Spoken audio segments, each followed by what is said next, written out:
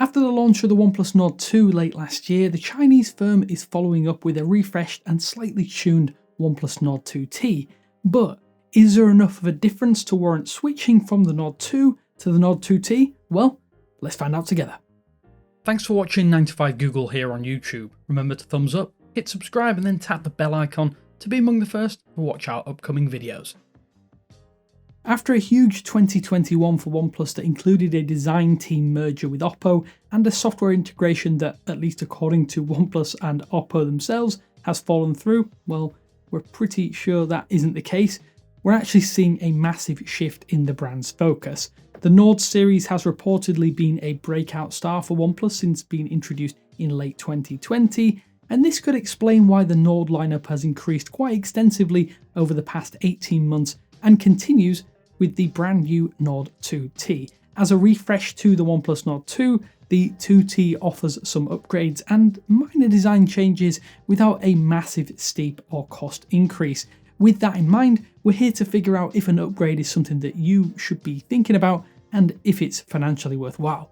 If you actually put the specifications of these two devices side by side, it's actually pretty impossible to tell the Nord 2 and the Nord 2T apart.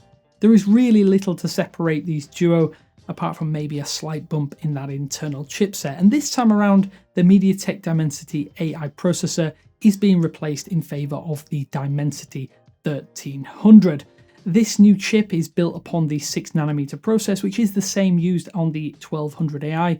In theory, this should mean familiar performance, and the reality is actually even less pronounced, as it's impossible to tell the two devices apart when they're in full flow. This is exacerbated as the rest of the hardware is practically identical, at least internally. Both chipsets offer similar levels of performance to the Qualcomm Snapdragon 870, which is found in another affordable device in the form of the Poco F3. However, Qualcomm's mid-range chip just edges out the Dimensity 1200 AI and the Dimensity 1300. It's just worth noting that both MediaTek chips have the advantage though of being made or built upon that 6nm process. The chipset bump might at first seem like a big benefit and a sales tactic from OnePlus, but the reality is that you gain very, very little in almost all areas, including gaming. As for displays, you're working with 90Hz Full HD Plus AMOLED panels on both devices, and again it's actually almost impossible to tell or know any visible differences between them, even when using both phones side by side. The selfie camera punch hole is in the exact same place, and then the in-display fingerprint scanner is also identical across both of these models. Most of the big changes are to the actual chassis of both devices.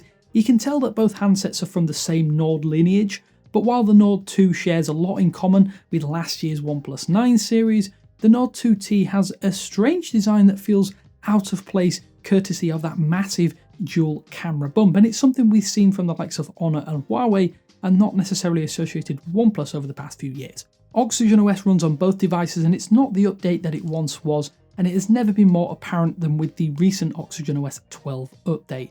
This is effectively ColorOS in all but name, and while the expected merger between OxygenOS and Oppo's ColorOS has been shelved, it's actually hard to tell the two Android skins apart in day-to-day usage. That substantial gripe aside though, the OnePlus Nord 2 did launch in late 2021 with Android 11 pre-installed, and this device is still waiting for the stable Android 12 release. You can get OxygenOS 12 currently as part of a recent beta.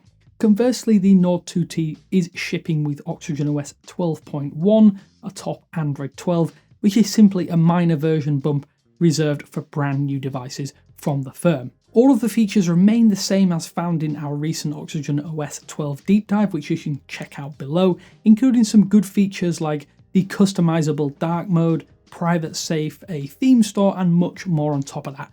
If you are hoping though for the fan favourite clean and smooth OxygenOS experience, then sadly you might want to look elsewhere moving forward at the very least. Updates can of course make or break a device, and sadly this is where we hit a few frustrations for this duo yet again.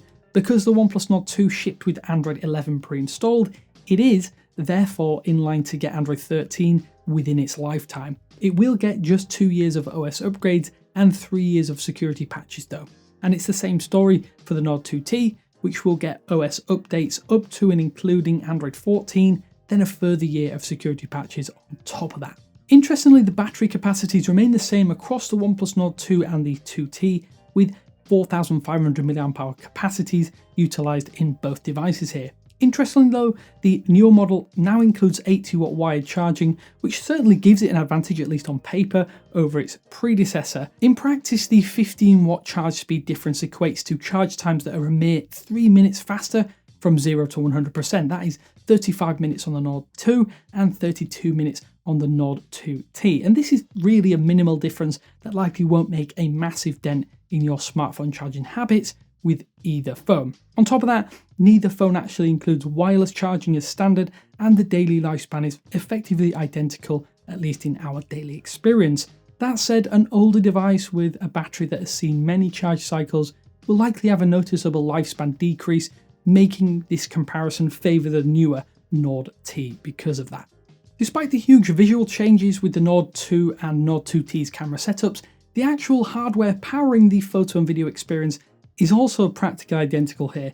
There are some very minor tweaks, but overall you're getting what amounts to the same triple lens setup at the rear and the exact same selfie camera at the front. Neither device actually benefits from that Hasselblad partnership that has been penned to help aid those flagship camera systems found on the likes of the OnePlus 9, the OnePlus 10, and likely the OnePlus 11 series coming soon.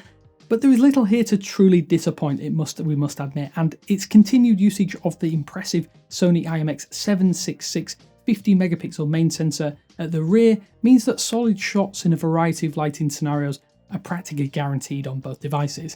Sadly though, no new camera modes have been added to the Nord 2T, which means that you have actually feature parity across the board here.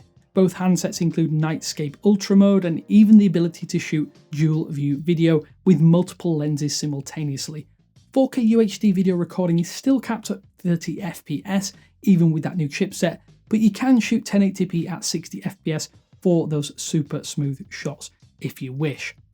So rounding out, after a great first mid-ranger in the form of the OnePlus Nord, the Nord 2 took that baton and has essentially ran with it. It's still a decent mid-range Android phone, and that is problematic given that the Nord 2T only offers a really minor chipset bump and comes with a slightly newer software version, which the Nord 2 will actually get in future. Almost every portion of both smartphones remains identical, save a few visual tweaks, which actually makes it impossible to suggest that anyone with last year's Nord 2 upgrade to the Nord 2T, and we think that's testament to the Nord 2 in many ways, as it's often felt like a OnePlus 9 Lite in most regards, and that's a really big benefit, and it even has more colour options available for you to pick, which is something that often gets overlooked in these kind of comparisons. Plus, on top of that, because it's slightly older, it's now available at an even lower price than it was at launch.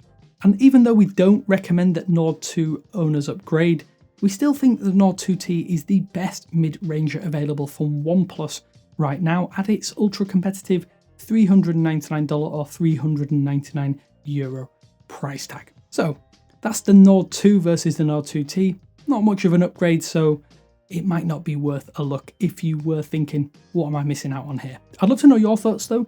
Let me know now down in the comment sections below what you think of the Nord 2 and the Nord 2T, that being the newer handset. But as always, this is Damien with 95Google saying thanks for watching, and I will speak to you later.